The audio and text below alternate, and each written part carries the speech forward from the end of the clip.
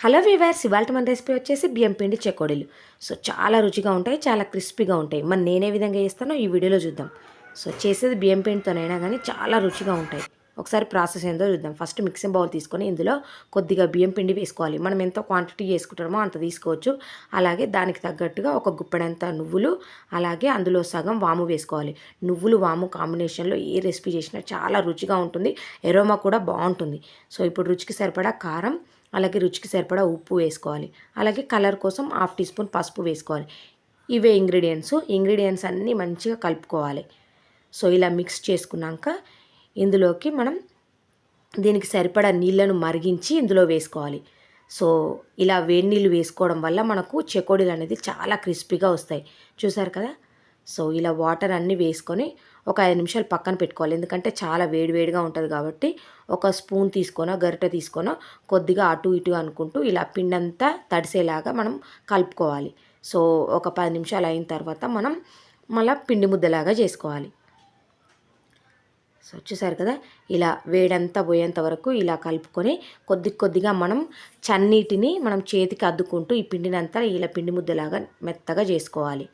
So చేయి కాలకుండా ఉంటుంది అనమాట, చన్నీళ్ళు చేతికి అద్దుకుంటూ పిండి ముద్ద వేసుకుంటే.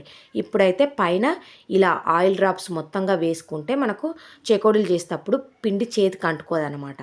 సో ఇలా పైన మొత్తం ఆయిల్ వేసేసుకొని పిండి ముద్దలో మంచిగా కలుపుకున్నాక ఒక ప్లేట్ తీసుకొని దానిపైన కూడా ఇలా ఆయిల్ అప్లై చేసుకోవాలి. మనకు చెకోడి చేయికి అంటకుండా ఉంటుంది. సో ఇలా కొంచెం పిండి ముద్దను చేయికి తీసుకొని అరచేత్తో అనుకుంటే మనకు సమానంగా వస్తుంది.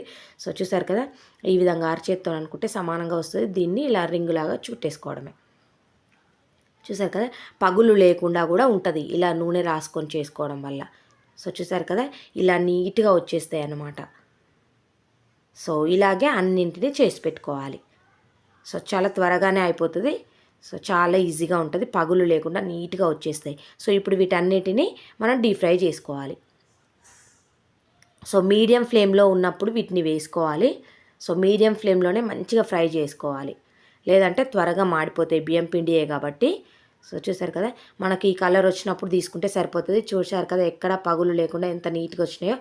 సో ఈ కలర్ వచ్చినప్పుడు మనం డిష్ అవుట్ చేసుకుంటే సరిపోతుంది. చాలా బాగున్నాయి కదా.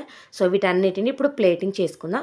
సో చూసారు కదా, మనకు బియ్యం పిండి చెకోడీలు త్వరగానే రెడీ అయిపోయినాయి, చాలా రుచిగా ఉంటాయి. ఈ వీడియో నచ్చితే సబ్స్క్రైబ్ చేయండి, లైక్ చేయండి, బెల్ ఐకాన్ ప్రెస్ చేస్తే మంచి వీడియోలు చూడొచ్చు.